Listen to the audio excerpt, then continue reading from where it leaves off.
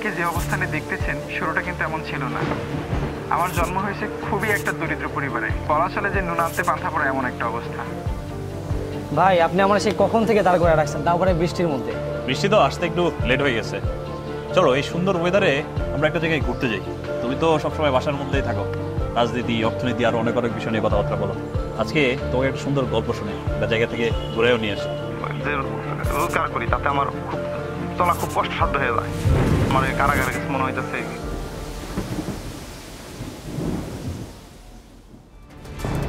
ভাই আমরা আসলে যাইতেছি কই? আমরা যাচ্ছি তোমাকে একটা কাহিনী শোনানোর জন্য। এই কাহিনী এক যোদ্ধার কাহিনী। পারিবারিক, সামাজিক, অর্থনৈতিক বাধা পেরিয়ে কিভাবে সে তার নিজের স্বপ্ন পূরণ করলো সেই কাহিনী শোনাবো আজকে তোমাকে।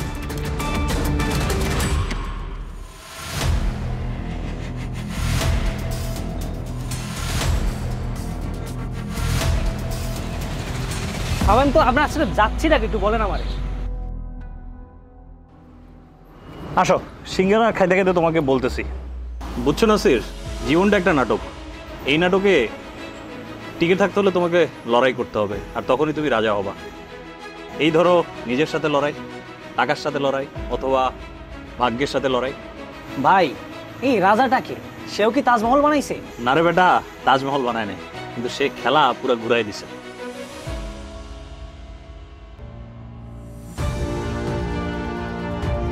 Meet by student Selim.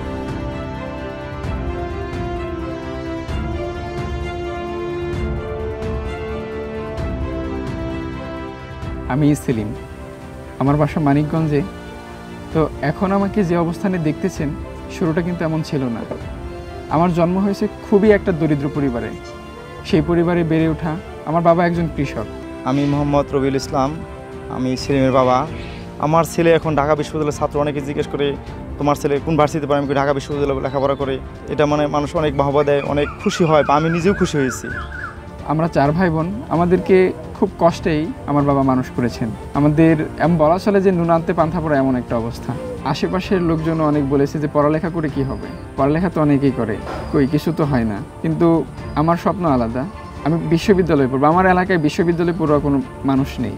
আমি প্রথম যে বিশ্ববিদ্যালয়ে পড়াশোনা করছি। আমি যখন প্রাইমারি স্কুলে পড়াশোনা করি তো তখন আমাদের বাসায় বিদ্যুৎ ছিল না। আশেপাশে বিদ্যুৎ ছিল, তারা লাইটের আলোতে পড়াশোনা করতে পারতো, আমি পারতাম না। আমি কুপির আলো জ্বলিয়ে, হারিকেনের আলো জ্বালিয়ে পড়াশোনা করেছি। মানে খুব একটা স্ট্রাগলের মধ্যে ছিলাম। তো পরবর্তীতে যখন হাই স্কুলে উঠি, ফ্যামিলির অবস্থা ভালো না, পড়াশোনার জন্য আমার প্রাইভেটেরও কিছু দরকার পড়ে, টাকা পয়সাও বাড়ি থেকে দিতে পারতো না। তো আমাকে এক্ষেত্রে আমার মানে খালাতো ভাই আছে, তিনি আমাকে একটু সাহায্য করেছেন। আমার বাবা যথাসম্ভব আমাদের জন্য চেষ্টা করেছেন। আমি আস্তে আস্তে বড় হই। লেখাপড়ায় ছোটোবেলা থেকেই ভালো ছিলাম, এলাকায় ভালো ছাত্র হিসেবে পরিচিত ছিলাম। আবার অন্যান্য মানুষ আছে যারা বলতো যে ছেলে তো বড় হচ্ছে, ওকে কাজে দিয়ে দাও, পড়াশোনা করে কি হবে, এমন কথাও অনেক শুনছি। কিভাবে, কার কাছে, কিভাবে কি করবো, আমি এই দিনে আমি মানে খুব কষ্ট মানে পড়ে গেছি, দুশ্চিন্তায় পড়ে গেছি। কিন্তু পড়ানোর মতো মন আছে, কিন্তু আমার তো যে রোজগার করি তাতে আমার খুব চলা খুব কষ্টসাধ্য হয়ে যায়। কিন্তু আমার বাবা আমাকে পড়াশোনা করাবেন এটাই তার পণ। আস্তে আস্তে বড় হই। তো পরীক্ষা দিলাম, এসএসসি পরীক্ষা দিলাম। তো সেখানে আলহামদুলিল্লাহ আমি A+ পাই। আমার স্কুল থেকে আমি প্রথম ছেলেদের মধ্যে যে A+ পাই, এবং আমি আমাদের মানিকগঞ্জে সরকারি দেবেন্দ্র কলেজে ভর্তি হই। সেইখানে পড়াশোনাটা আমার খুবই মানে বিষয়টা খুবই কষ্টকর ছিল। বাড়ি থেকে যে ফিনান্সিয়াল সাপোর্টটা দেবে সেটা বাবার পক্ষে সম্ভব হয়ে ওঠে না। তো এখানে আমার এক স্যার আছেন, উনি আমাকে অনেক সাহায্য করেছেন। আমি প্রাইভেট পড়তাম, তিনি আমারই নিতেন না, ফিস নিতেন না। আমার বড় ভাই আছেন, খালাতো ভাই, তিনি আমাকে সাহায্য করেছেন। আমি যখন আমার ইয়ার চেঞ্জের সময় যে ভর্তির টাকাটা দিব, তখন আমার বাড়ি থেকে এটা বের করার মতো সামর্থ্য ছিল না। আমাকে ছাত্র কল্যাণ তহবিল থেকে আমাকে সাহায্য দেওয়া হয়, তারপরে আমি ভর্তি হই। এইরকমভাবে মানে আস্তে আস্তে খুব কষ্টকরভাবে আমার দিনটা কাটে। এখন কলেজের পড়া শেষ করার আগে মানে যখন আমার এইচএসসি পরীক্ষাটা আসে, পরীক্ষা দেই, কিন্তু আমার স্বপ্ন ছিল আমি ঢাকা বিশ্ববিদ্যালয়ে পড়ব। তো শুনতাম যে ঢাকায় কোচিং করলে ভালো কোচিং করায়, সেখানে অনেক ভালো কিছু করা সম্ভব হয়। তো আমার বাড়ির যে অবস্থা, আমি কখনো আগে ঢাকা যাইনি, আমি কাউকে চিনি না, কীভাবে ওরা ঢাকায় দেবো, আমিও ভালো তেমন চিনি না। এখন গ্রামের ছেলে, এখন কখন কি হয়ে যায় সেটা নিয়ে একটা চিন্তা চেতনার মাধ্যমে এখন একটা বাবার ময় চলে গেলাম। আমাদের 4 ভাই বোনের পড়াশোনার খরচ বাড়ির সংসার চালানো এগুলো মানে বহন করতে বাবার দিন থেকে রাত পরিশ্রম করতে হয়। আমি ইন্টার পরীক্ষা দিলাম, আলহামদুলিল্লাহ আমি সেখানেও A+ পাই এবং আমি আমার জেলার মধ্যে ফার্স্ট হই। তো এরপরে ঢাকা বিশ্ববিদ্যালয়ে ভর্তির স্বপ্নটা আমার মধ্যে তো রয়েছে, তো কীভাবে পড়বো মানে আমি বুঝতে পারতেছি না যে কীভাবে আমি ঢাকা গিয়ে পড়াশোনা করব, বাড়ি থেকে কে টাকাটা দিবে কে। একদিন সন্ধ্যায় আমার স্কলারসের একজন প্রতিনিধি আমাকে মানিকগঞ্জ ভিজিট করে এসে ফোন দেন যে মানিকগঞ্জে একটা ছেলে আছে, মানিকগঞ্জ সরকারি কলেজের ফার্স্ট বয়, বাট ছেলেটা মোটামুটি একটু নাজুক আর্থিক পরিস্থিতির মধ্যে পার করতেছে। সো আমি আসলে বুঝি নাই কতটুকু আর্থিক দৈন্যদশায় ও দিন পার করতেছে। আমি একজন কৃষক পরিবারের সন্তান, তো ছোটোবেলা থেকে কৃষিকাজের সাথেই আমরা জড়িত। যে মাঠে কাজ করা, হাল দেওয়া, গরু বাছুর, ঘাস কাটা এসব কিন্তু আমি করেছি। তো এইসব করেই কিন্তু আমি বড় হয়েছি। গরুর দুধ বিক্রি করা এবং সেই টাকা দিয়েই আমি কলেজে যাওয়া আসা করতাম, পড়াশোনাও করতাম। জাস্ট আমার কাছে স্রেফ মনে হলো আর কি যে একটু কিছু কম টাকায় ভর্তি করায় নিলে বোধহয় ওর কাজ হয়ে যাবে। অনেস্টলি স্পিকিং আমি একদমই রিলেট করতে পারি না যে ও কেমন আর্থিক পরিস্থিতির মধ্যে আছে। আমার এইচএসসি পরীক্ষার সময় আমার সেদিন আইসিটি পরীক্ষাটা ছিল। আইসিটি পরীক্ষা আমার খুব ভালো হয়। পরীক্ষাটা ছিল 2 ঘন্টার, তো আমার 1.5 ঘন্টার মধ্যে এই পরীক্ষা কমপ্লিট হয়ে যায়, আমি বের হয়ে আসি। তো তখন স্কলার্সের এক ভাইয়ার সাথে আমার দেখা হয়। আগেই তো আমার স্বপ্ন ছিল যে ঢাকাতে পড়াশোনা করব। এই স্কলার্স একটা নামি দামি একটা বিশ্ববিদ্যালয়ের কোচিং সেন্টার, অনেক নাম ডাক, কমার্সের জন্য অনেক বেস্ট। আমার স্বপ্ন ছিল যে আমি স্কলার্সে পড়বো, কিন্তু কিভাবে পড়বো। তখন আমার প্রতিনিধি আমাকে বললো, স্যার আসলে কিছু কম টাকায় ভর্তি করার ব্যাপারটা না, আসলে আপনি একটু ওনাদের সাথে একটু যদি কথা বলেন, ছেলেটার বাবার সাথে যদি একটু কথা বলেন বা ছেলেটার সাথে যদি একটু কথা বলেন, তাহলে বোধহয় আপনি প্রপারলি কমিউনিকেট করতে পারবেন। তো আমি আসলে আমাকে যে নাম্বারটা দিল আমি নিজেই কল করলাম, সেলিমকে কল করলাম। আসলে সেলিমের যে ফোন নাই এটি আমি জানতাম না। আমি ভাবলাম যে ওটাই হয়তো সেলিমের নাম্বার।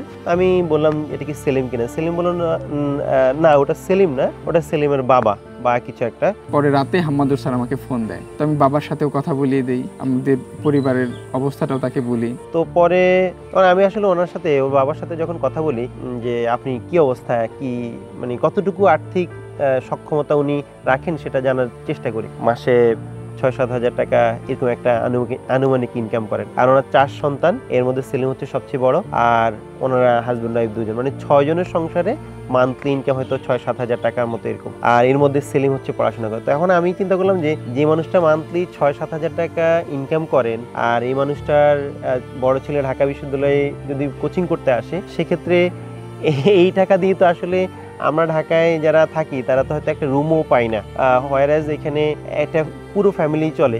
তার মানে ওনার পক্ষে স্বাভাবিক নিয়মে কখনো কোচিংয়ে পাঠানোর কোনো সুযোগ নেই। আমি যদি কোচিংটা ফুল ফ্রিও করে দিই, তাও এখানে ঢাকায় এসে কোথাও সার্ভাইভ করতে পারবে না। তো হাম্মাদুর স্যার আমাকে যথেষ্ট হেল্প করছেন। আমার ওইখানে পড়াশোনা বাবদ যত টাকা খরচ হয়েছে সেটা তিনিই ব্যয় করছেন, বহন করছেন।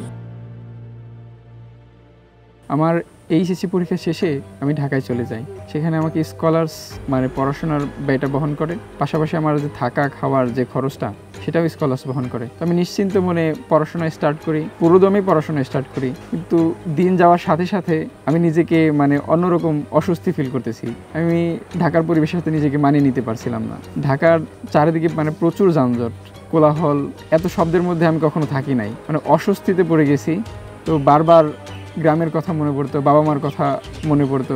কখনোই ঢাকায় একাভাবে জীবনযাপন করে নাই, বা আমি ওরে ঢাকায় বা ফাঁকে রেখে ওরে মানুষ করি নাই, নিজের কাছে রেখে মানুষ করছি। দেখা গেছে অনেকদিন থাকার পরে বললো যে আমার কারাগারের কাছে মনে হইতেছে, বা পড়ার প্রতি অমনোযোগী মন্দনী হয়ে গেছে। শেষ করতে পারে আমি বললাম বাবা তুমি তাহলে আসো। মাঝে মাঝে মানে রাতে আমি উঠে পড়তাম। ঢাকার পরিবেশের সাথে আমি কখনো নিজেকে মানিয়ে নিতে পারছিলাম না। আমি তখন বাসায় চলে আসি, মানে কাউকে কিছু না বলেই বাসায় চলে আসি। বাসায় এসে ভাবলাম যে আর ওইখানে যাব না। সপ্তাহ 2 পর একদিন সকালে বসে অফিসে কাজ করতেছিলাম, সময় 10টা কি 11টা। এই সময়ে দেখি আমার অফিসে এসে সেলিম হাজির। গ্রামে থাকতাম, ছেলেমেয়েদের সাথে আড্ডা দিতাম, তো ওইরকম আড্ডাবাজির মধ্যে চলে যাচ্ছিল।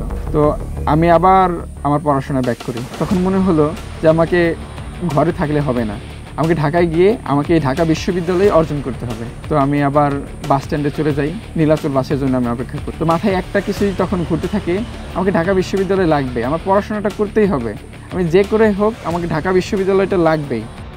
আমি বাস 2 ঘন্টা লাগে আমি স্কলার্সের ওইখানে পৌঁছাই। তো সারা রাস্তা আমি এই কথাটা মনে করতে করতে গিয়েছিলাম। তারপরে আমি আবার পড়াশোনায় আবার কাম ব্যাক করি, আমি পুরো দমে পড়াশোনা করি, যার ফলশ্রুতিতে আল্লাহ তাআলা আমাকে ঢাকা বিশ্ববিদ্যালয়টা মিলিয়ে দিয়েছেন।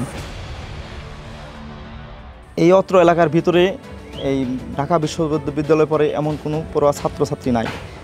আর এই প্রথমেই আমার এই ছেলেই ঢাকা ইউনিভার্সিটিতে প্রথম। শুধু সেলিম না, এই বছর ঢাকা বিশ্ববিদ্যালয়ের বিজনেস ফ্যাকাল্টিতে আমাদের স্কলার্স থেকে 447 জন শিক্ষার্থী ঢাকা বিশ্ববিদ্যালয়ে তাদের স্বপ্ন পূরণ করতে পারছে। এর মধ্যে যদি আমি উল্লেখযোগ্য বলি তাহলে ঢাকা বিশ্ববিদ্যালয়ের সি ইউনিটের প্রথম অথৈধর চট্টগ্রাম কমার্স কলেজের শিক্ষার্থীও এখান থেকে চান্স পেয়েছে। ও খুব নাজুক পরিস্থিতি থেকে ঢাকা বিশ্ববিদ্যালয়ে চান্স পাওয়া। চট্টগ্রাম বিশ্ববিদ্যালয়ের প্রথম মৃদুল, রাজশাহী বিশ্ববিদ্যালয় বি ইউনিটের প্রথম রেদওয়ান, জাহাঙ্গীরনগর বিশ্ববিদ্যালয়ের সি ইউনিট প্রথম রামিম, জাহাঙ্গীরনগর বিশ্ববিদ্যালয় ইউনিট প্রথম আবির, এবং মেরিটাইম বিশ্ববিদ্যালয় একটা আছে, নাম শুনবেন, বঙ্গবন্ধু শেখ মুজিবুর রহমান মেরিটাইম বিশ্ববিদ্যালয়, ওখানে সুভদ্রা দাস নামে একটা মেয়ে আমাদের এখান থেকে ফার্স্ট হয়। আর সর্বশেষ গুচ্ছতে জানেন 24টা বিশ্ববিদ্যালয় একসাথে পরীক্ষা হয়। এই 24টা বিশ্ববিদ্যালয় একসাথে পরীক্ষায় বিজনেস থেকে যে ছেলেটা ফার্স্ট হয়, রাশেদ ফরাজি, ও আমাদের স্টুডেন্ট। তো আমরা প্রত্যেক বছর এইরকম একটা ভালো রেজাল্ট তৈরি করার জন্য চেষ্টা করি, এবং যারা দরিদ্র এবং পিছিয়ে পড়া শিক্ষার্থী তাদের জন্য কিছু করার চেষ্টা করি। আর সেই চেষ্টা করার একটা অংশ হচ্ছে আমাদের সেলিম। তবে স্কলার্স আসলে এখানে আমি পুরোপুরি মুখ্য বিষয় বলবো না, আমি বলবো হচ্ছে যে সমস্ত শিক্ষার্থীরা চেষ্টা করে, সাধনা করে এবং পরিশ্রম করে, আল্লাহ তাআলা তাদের কাউকে ঠেকান না। আমার জীবনের যত চড়াই উতরাই পার করেছি, তো এই অভিজ্ঞতা থেকে এটাই মনে হয়েছে যে পরিশ্রম করলে সাফল্য আসবেই, পরিশ্রম কখনো বেইমানি করে না।